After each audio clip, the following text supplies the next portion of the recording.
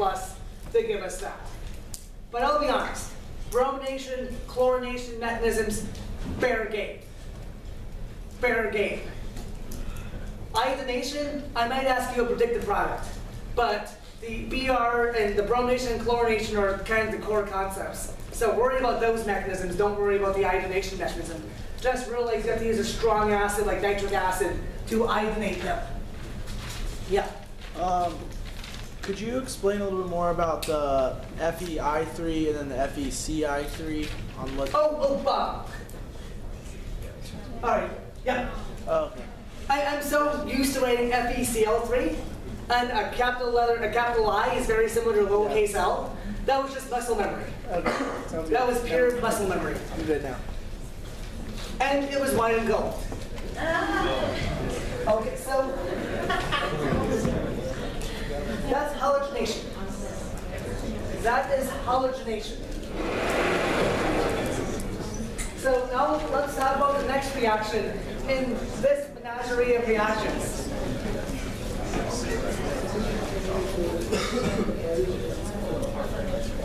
I love how my discussion of aromaticity didn't get the same response as what color is the dress.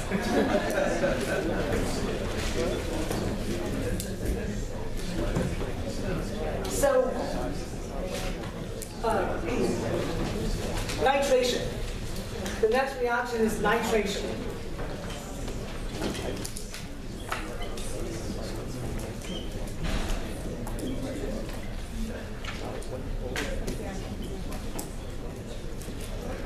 So you take nitric acid and sulfuric acid, and the product you get out is nitrobenzene. You get nitrobenzene out.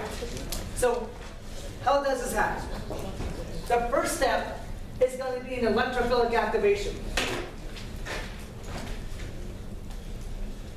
So the first step is an electrophilic activation. I'm going to draw it in green in this corner. So we have sulfuric acid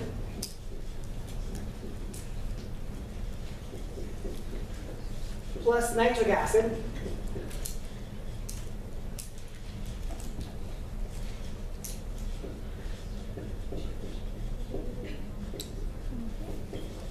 all right, so here's nitric acid. First step.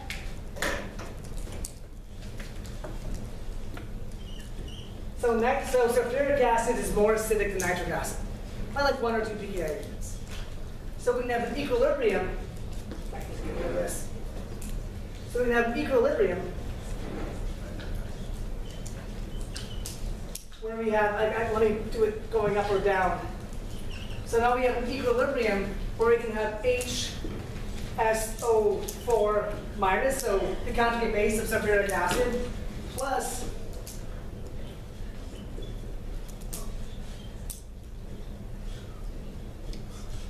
protonated nitric acid, positive charge on the diprotonated oxygen. So then what happens is the lone pair of electrons in the O minus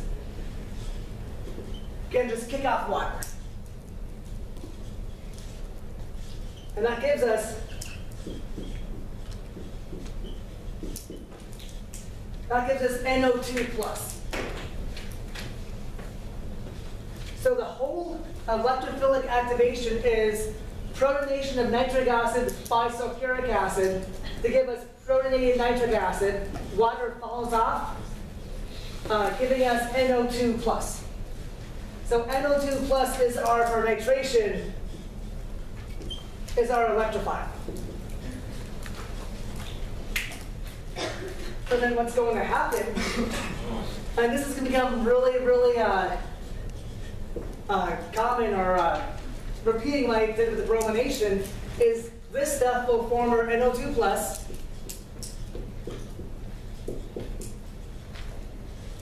And then the aromatic system will attack it.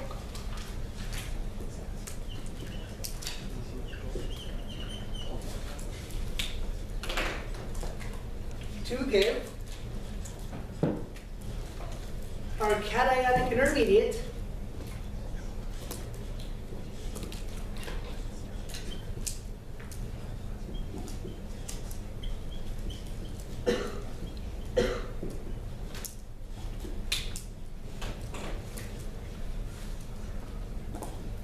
And I'll outline the nitro group we just added in black.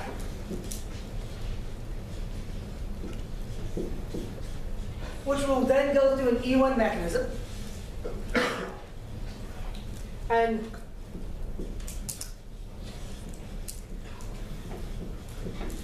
I shudder doing this because using HSO4 minus as a base just seems wrong, right? But I really don't see under these conditions we have water, right? We can have water act as a base, but that's going to give us the same problem. H3O is as acidic as H2SO4. But you can use either of those. Just realize, you're making a really strong acid. But still, it's going to do an E1 to regenerate our product. Regenerate aromaticity, giving us our nitro product. All right. So again, it's attack on the activated electrophile, which is NO2, cationic intermediate, E1 elimination product, nitro. So here's something about nitro groups. Nitro groups are one of the most electron withdrawn groups out there. They're uber electron withdrawn. So because of that, these nitrosylations are really good at stopping once. Because now the HOMO of the pi system is much lower here than it is in the starting material. So most of these reactions, if you do it controlled, it stops once. And you guys did this in the lab. Well, 2/3 of you guys did in the lab. The other third did this awesome experiment with the chlorination of caffeine, right? So it will stop once because it's electron withdrawn. Obviously you can make it go multiple times. So if you have a methyl group and you really heat it, you'll get a toluene group with 3 nitro groups called trinitrotoluene. Can anyone tell me what trinitrotoluene is? Yeah. I was hoping someone would say dynamite like the song, but oh well. Yes. So you can do multiple nitrations, but you really have to push it. And you have to realize you're forming something that's a little bit explosive. So how much time do I actually have? I have 2 minutes, so I'm going to introduce the next reaction, which is sulfonylation. So we talked about chlorination, we talked about nitration, and now let's real quickly talk about sulfonylation. So the reaction is your aromatic group plus SO3 and sulfuric acid.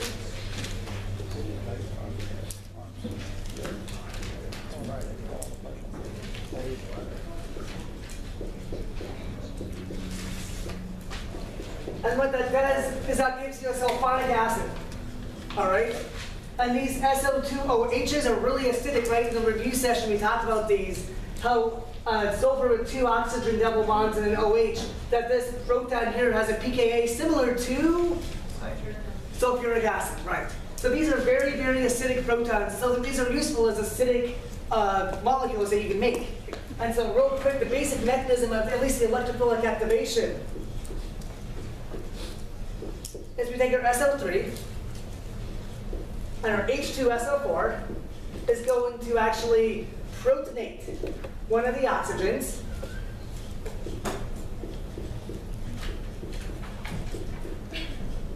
All right, so we get our protonated sulfur, and here we go.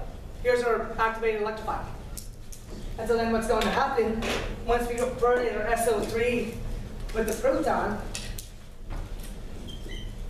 it's going to attack this.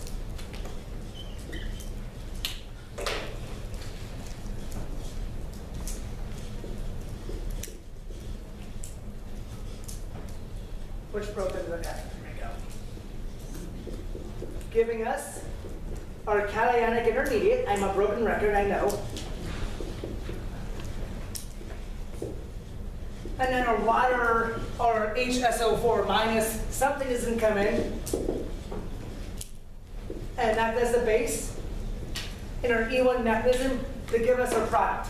So once again, for that one, it's protonation of the SO3 to give SO3H+. Then aromatic ring attacks our activated electrophile. gives us our carbocation, something, water, HSO4 minus acts as a base, does an E1, and regenerates aromaticity. And we form our sulfonic acid thing. So, again, very similar mechanism.